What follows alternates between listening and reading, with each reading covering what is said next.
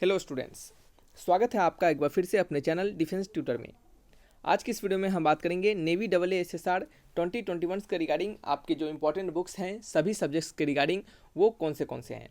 आपको बता दें कि यहाँ पे हम इस वीडियो में आपके बुक्स के साथ साथ कुछ आपके एग्जामिनेशन के पैटर्न को भी बताएंगे और एग्जामिनेशन के लेवल को भी आपको बताएंगे। ठीक है, तो चलिए बढ़ते हैं अपने इस वीडियो लेक्चर्स की ओर।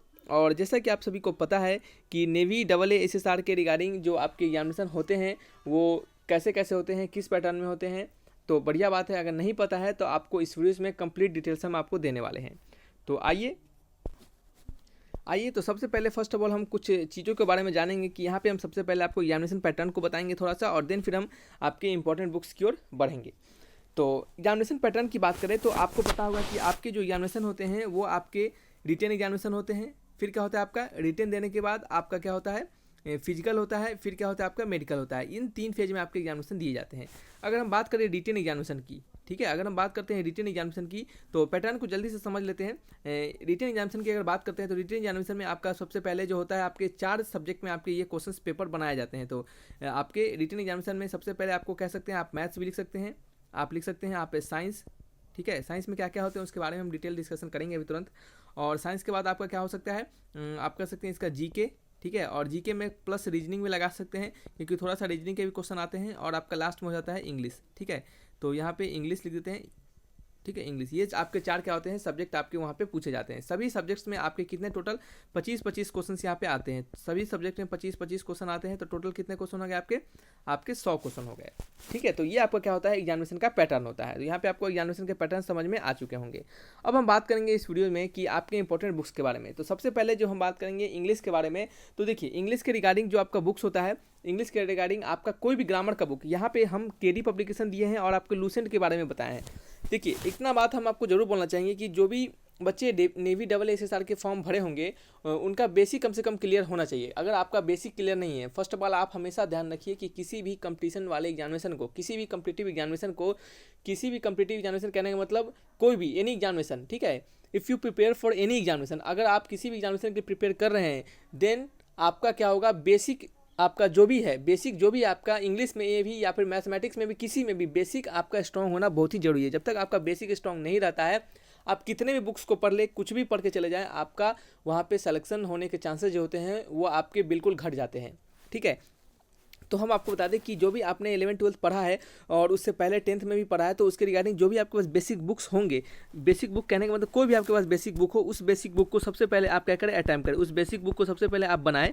ठीक है, और अच्छे से बनाएं, थोड़ी पढ़े और उस पूरे बुक्स को बनाएं।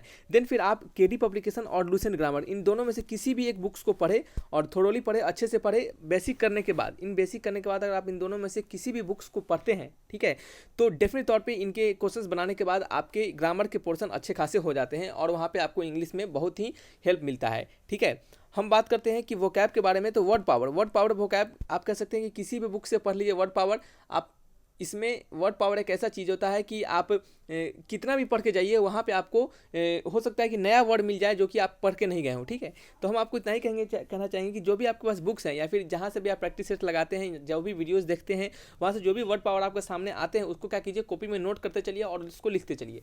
जितने भी आपके पास बुक्स हैं, जैसे लूसेंट के बुक्स होंगे या फिर कोई भी आपका मेड इजी का बुक्स है, किसी का भी बुक्स है आपके पास, तो उन बुक्स के क्या कीजिए, आप वर्ड पावर को अच्छे से पढ़िए और आप नोट कीजिए। ठीक है, उसको नोट कीजिए और उसको बार बार उसको प्रैक्टिस करने का प्रयास कीजिए। बोलचाल के भाषा में उसको यूज कीजिए। अपने दोस्तों हैं तो उन दोस्तों में उस वर्ड का यूज कीजिए। इससे कि क्या होगा, आपको वर्ड याद रहेगा। जितना बार सुनिएगा, जितना बार बोलिएगा, उतना बार कोई भी वर्ड्स आपको दिमाग में सेट होते हैं। ठीक है, हम बात करेंगे कि पैसेज के बारे में। तो पैसेज के लिए कोई खास ऐसा बुक्स होता नहीं कि हाँ आप इसी बुक से पैसेज एकदम पढ़ लीजिए आपका पक्का आ जाएगा, ऐसा कुछ नहीं होता है। पैसेज जो होता है वो आपके कह सकते हैं कि वोकैबुलरी को, या फिर आप कह सकते हैं कि कितना आपका वोकैब मजबूत है, उसको बताता है आपका पैसेज। ठीक है, पैसेज आप अगर जब पढ़ते हैं तो वहाँ पे अच्छे खासे वर्ड भी आते हैं। जब आपका वोकैब अच्छा रहता है तो उस वर्ड को समझने में भी आपको परेशानी नहीं होती है।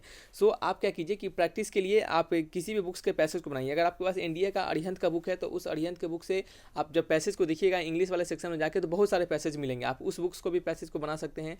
आपके पास अगर कोई अरिहंत का कह सकते हैं नेवी का बुक्स है, या फिर आपके पास अरिहंत का एयरफोर्स का बुक है, उनके भी पैसेज को बनाइए। सभी के पैसेज को बनाते चलिए। आपको पैसेज का कोई ऐसा नहीं होता है कि हाँ यही पैसेज हमारे एग्जामिनेशन में पूछ देगा। आप पैसेज को इतना स्ट्रॉन्ग कीजिए कि आपको पैसेज पढ़ते मात्र समझ में आए सब कुछ। ठीक है, तो उस तरीके से क्या होगा, आपका पैसेज स्ट्रॉन्ग बनेगा। सो आप प्रैक्टिस किसी भी बुक से पैसेज का कर सकते हैं। ठीक है। तो ये आपका इंग्लिश का हो गया, ठीक है, आपको इंग्लिश में हो गया। हम आपको लास्ट में बताएंगे कि आपको प्रैक्टिस के लिए किन बुक्स के बारे में आपको बनाएंगे या फिर कैसे कैसे आप प्रैक्टिस अपने करेंगे ताकि लास्ट में आपका क्या हो, प्रिपरेशन अच्छा बन सके, ठीक है। तो वो तो बाद की बातें होगी, बात की बात है। तो पहले हम बात करने वाले फिर हम जीके और रीजनिंग के बारे में, ठीक है। जीके और रीजनिंग के बारे में बात करें हम तो जीके जो है आपका है क्या है, जीके। जीके में आप लूसेंट के बुक्स को पढ़ सकते हैं, ठीक है। जीके में आप लूसेंट के जीके बुक्स को पढ़ सकते हैं, ठीक है। तो और आपको बता दें कि अगर आपने पहले से भी कोई अगर किसी भी एग्जामिनेशन की प्रिपरेशन करके रखा है और उसके रिगार्डिंग आपने अगर जीके का कुछ शॉर्ट नोट्स बनाया है, ठीक है, जीके का अगर शॉर्ट नोट्स बनाया है तो आप उस शॉर्ट नोट्स को जरूर पढ़िएगा, ठीक है। उस शॉर्ट नोट्स को जरूर पढ़िएगा, वो आपको हमेशा हेल्प करेंगे। तो लूसेंट का बुक कीजिए और शॉर्ट नोट्स को बनाइए, ठीक है। करंट अफेयर्स 4-5 क्वेश्चन पूछते हैं, अगर आप उस 4-5 क्वेश्चन को थोड़ी देर के लिए अगर मानते हैं कि भूल भी जाते हैं, अगर आपको नहीं भी पता है, नहीं भी पढ़ के जाते हैं तो उससे कोई ज़्यादा फर्क नहीं पड़ेगा। लेकिन ये आपका यहाँ पे जो जीके और रीजनिंग में क्या होते हैं कि रीजनिंग के जो क्वेश्चन आते हैं वो 5 क्वेश्चन आते हैं, ठीक है। रीजनिंग के कितने 5 क्वेश्चन आते हैं। और हमने जब आपको प्रैक्टिस सेट्स करा रहे थे आपको नेवी SSR का, तो वहाँ पे हमने रीजनिंग के साथ साथ जीके का 25 क्वेश्चन टोटल हमने करवाया था। एक वीडियोज़ में हमने आपको 5 क्वेश्चन रीजनिंग के और प्लस 5 क्वेश्चन आपके जीके करवाए थे, ठीक है। प्लस 5 क्वेश्चन आपके हमने जीके के करवाए थे। और अदर वीडियो में क्या किया था हमने 15 क्वेश्चन आपके जीके के करवा दिया था। तो टोटल आप देख सकते हैं कि इसको मिला के कितना क्वेश्चन हो जाता है, 25 क्वेश्चन हो जाता है, ठीक है। तो जब भी आपको क्वेश्चन एग्जामिनेशन में देंगे तो रीजनिंग के 5 होंगे और जीके के बचे हुए 15, ठीक है, सॉरी 20। तो इस तरह के मिला के आपके 25 क्वेश्चन जीके प्लस रीजनिंग के आएंगे। रीजनिंग जो होगा यहाँ पे वो आपका बेसिक प्रकार से होगा, जैसे कि आपके नंबर ऑफ ट्रायंगल्स आपका बड़ा सा फोटो बना देगा, उसमें पूछेगा कि बताइए नंबर ऑफ ट्रायंगल्स इसमें कितने हो जाएंगे। कोडिंग डिकोडिंग से क्वेश्चन पूछ सकता है, या आपके एज रिलेशन से क्वेश्चन पूछ सकते हैं, ठीक है। तो इस तरीके से एज रिलेशन कह सकते हैं, ब्लड रिलेशन आप समझिए, ब्लड रिलेशन जैसे होते हैं ना, चाचा के फूफा के मामा के पापा, इस तरह से आपका वहाँ पे पूछा जा सकता है।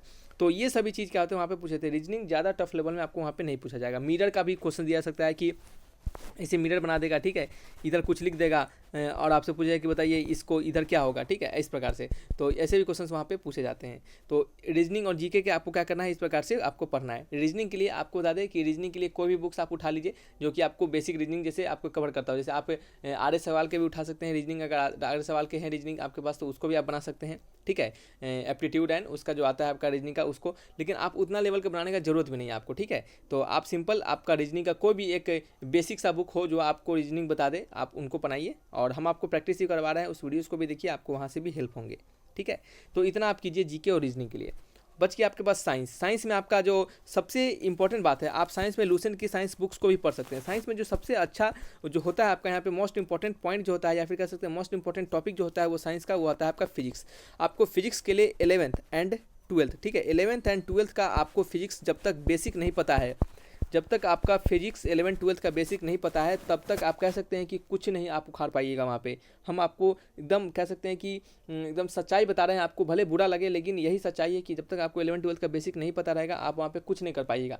सो आपको फिजिक्स स्ट्रॉन्ग करना है, और फिजिक्स स्ट्रॉन्ग करने के लिए आपके पास जो भी नोट्स होंगे आपके 11th 12th के, उन नोट्स को अगर है तो उनको पढ़ाई कीजिए, ठीक है। जो भी बुक्स हैं उनको पढ़ाई कीजिए आपके 11th 12th के। इससे क्या होगा, आपका बेसिक स्ट्रॉन्ग बनेगा। साइंस में क्या होता है कि आपका कुछ 5-6 क्वेश्चन से ऊपर ही आपका अथी भी ये भी पूछ देता है, जैसे कि जनरल साइंस के क्वेश्चन पूछ दिए जाते हैं। जनरल साइंस में आपके केमिस्ट्री भी आ जाते हैं, बायोलॉजी भी आ जाते हैं, ठीक है। तो इन सभी से जनरल साइंस के क्वेश्चन पूछे जाते हैं। हम आपको जब कोस्ट गार्ड के हमारे जो भी स्टूडेंट हैं यहाँ पे कोस्ट गार्ड के अगर आप प्रिपरेशन किए होंगे हमारे चैनल से, तो वहाँ पर हमने आपको ढेर सारे आपके जनरल साइंस के क्वेश्चंस करवाए थे। 40+ वीडियोस हमने एक ही बैच में दिया था, अग्नि बैच में, और इसमें 40 वीडियोस में हमने आपको 400 क्वेश्चंस करवा दिया था। और उससे पहले भी बहुत सारे वीडियोस हमारे मिल जाएंगे, और आपको समय के साथ साथ हम वीडियोस आपको देते भी रहते हैं। नेवी SSR के रिगार्डिंग प्रैक्टिस भी करवाते रहते हैं, ठीक है। तो आप इन सभी वीडियोज़ को देखिए, वो आपको हेल्प होंगे। कोई भी अदर चैनल है जो कि आप उस पर भी वीडियोज़ को देखते हैं तो वहाँ से भी पढ़ते चलिए। जितना ज़्यादा पढ़िएगा, जितना ज़्यादा आप नोट्स बनाकर अपने रखिएगा खुद के लिए, वो आपको उतना ज़्यादा हेल्प करेगा एग्जामिनेशन के समय, ठीक है। तो साइंस के लिए आप 11th 12th का बेसिक कीजिए। और साइंस में जो सबसे इंपॉर्टेंट पॉइंट होता है वो आपका फिजिक्स होता है। यही फिजिक्स से आपका क्या होता है, मोस्ट ऑफ द क्वेश्चंस आपके एग्जामिनेशन में पूछे जाते हैं, ठीक है। तो इस फिजिक्स को आप कम से कम एटलीस्ट स्ट्रॉन्ग जरूर कीजिए, ठीक है।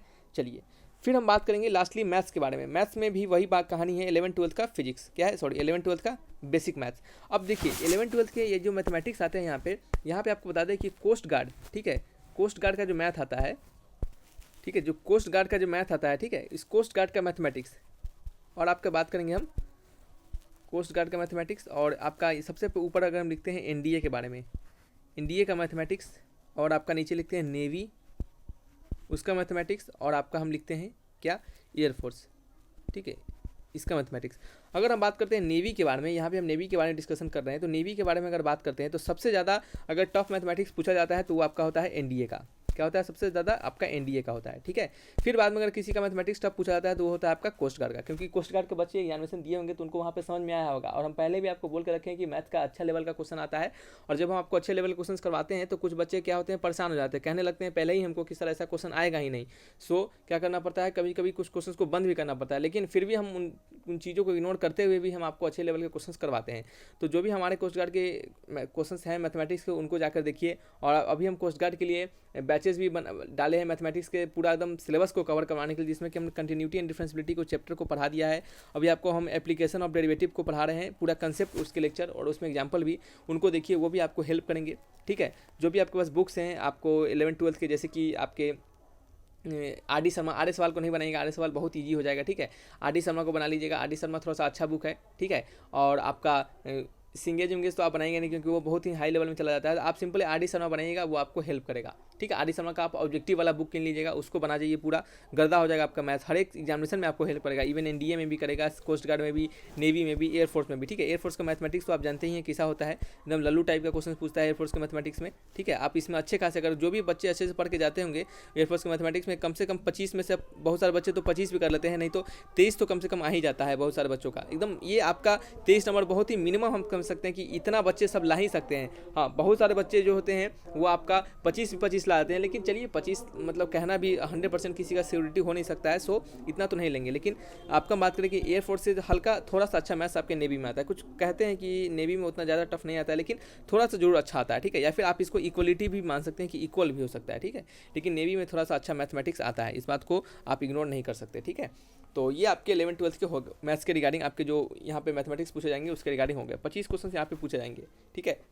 इन 25 क्वेश्चन में ना कभी कभी क्या होता है कि एक दो एप्टीट्यूड का भी क्वेश्चन घुसा देता है, ठीक है। जैसे कि टाइम एंड वर्क का क्वेश्चन घुसा देगा, टाइम एंड डिस्टेंस का क्वेश्चन घुसा देगा, कुछ भी मतलब बीच बीच में कभी कभी घुसाता रहता है, ठीक है। नहीं तो generally most of the question होते हैं वो आपके 11th-12th के ही क्वेश्चन से होते हैं। अगर आपका 11th-12th का बिल्कुल बेसिक एकदम क्लियर है, आपके सारे कंसेप्ट फंडा क्लियर है, आप सारे क्वेश्चन को अटेम्प्ट कर पाइएगा। कुछ बच्चे सोचते हैं कि मैथ्स कैसे करें, तो देखिए, आपने कहावत सुना हो कि प्रैक्टिस मेक मैन परफेक्ट, उसी प्रकार से प्रैक्टिस मेक मैथ परफेक्ट। आप प्रैक्टिस कीजिए मैथमेटिक्स का, आप बिल्कुल परफेक्ट बनिएगा। और आपको हम यह भी बोलना चाहेंगे कि मैथमेटिक्स के, जैसे कि आपने अगर फिजिक्स के कोई क्वेश्चन को अटेम्प्ट करने का प्रयास किया, अगर वो क्वेश्चन आपको नहीं बन रहा है, इसका मतलब यह है कि आपका कंसेप्ट आपने अच्छे से याद नहीं किया है, या फिर उसके रिगार्डिंग फार्मूला आप भूल चुके हैं। सेम यही आपका थ्योरी अप्लाई होता है किसी मैथमेटिक्स पे भी। जब आपने मैथमेटिक्स के किसी क्वेश्चंस को नहीं बना पाते होंगे तो आपको जरूर ऐसा महसूस होता है, या तो उसका रिगार्डिंग फार्मूला आप भूल चुके हैं, या तो उसके रिगार्डिंग आप कंसेप्ट भूल चुके हैं। सो ज़्यादा से ज़्यादा आपके जो मैथमेटिक्स के कंसेप्ट है उनको पढ़िए और उनके फार्मूलाज को ध्यान रखिए। जितना ज़्यादा आप समय कंसेप्ट बनाने में देंगे उतना ही ज़्यादा समय आपका कम लगेगा आपको क्वेश्चंस के बनाने के दौरान, ठीक है। तो इन बातों का ध्यान रखिएगा। तो ये सभी चीज़ आपको हमने बुक्स के रिगार्डिंग और आपको कैसे पढ़ाई करना है उसके रिगार्डिंग हमने आपको बता दिए। 11th-12th के देखिए, हम आपको यही कहेंगे कि बुक्स के थ्रू कभी नहीं भागिएगा। कोई बुक्स आपके सिलेक्शन नहीं दिलवा सकते, आपका सिलेक्शन दिलवा सकता है वो आपका मेहनत और आप कितने अच्छे से पढ़े हैं किसी भी कंसेप्ट को, ठीक है। तो आप बस इतना कीजिए और आपके सारे आपके जो भी प्रॉब्लम है वो आपके ज़रूर क्लियर होंगे। अगर आप इसके अलावा भी कोई अगर आपको डाउट रहता है तो कमेंट बॉक्स में लिखिएगा, आपके कमेंट्स का जवाब जरूर से जरूर दिया जाएगा। तो रखते हैं इस वीडियो को यहीं पे। Thanks for watching my video, तब तक के लिए बाय बाय।